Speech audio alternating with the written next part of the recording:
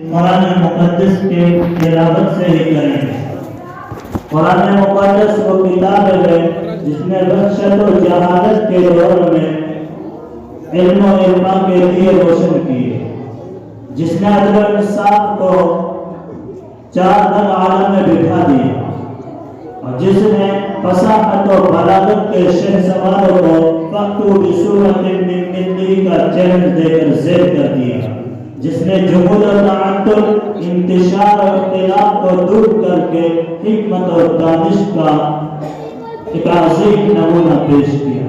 इसे कुरान मुक़द्दस की तिलावत बसाअदत के लिए मैं अपने ही गांव के एक कारी जिनसे मेरी बरात कारी दीन मोहम्मद साहब है, उनसे इस महफिल का आगाज करने जा रहा हूँ।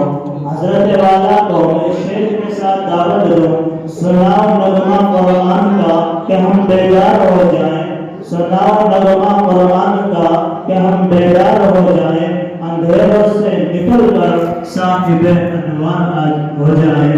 मैं बड़े ही अदब के साथ हज़रत वाला से गुजारिश करता हूँ कि हज़रत वाला आए और तमाम सामईन को अपनी सुरीली आवाज़ से महसूस बनाएं।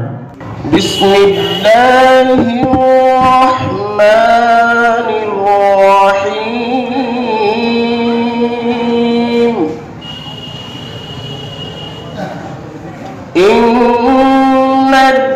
इन्नल्लज़ीना क़ालू रब्बुनल्लाहु सुम्मा इस्तक़ामू تتنزل عليهم الملائكة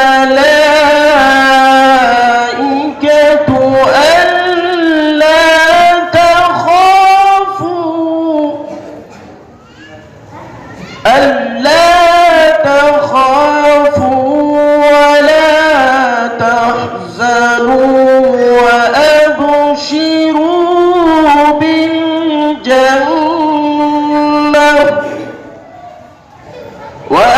وأبشروا بالجنة التي كنتم توعدون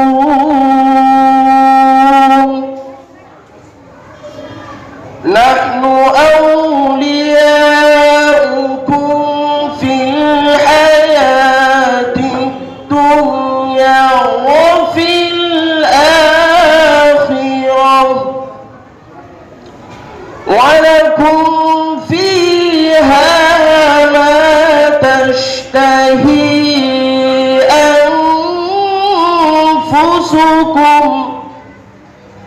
ولكم فيها ما تدعون نزلا من غفور رحيم صدق الله العظيم.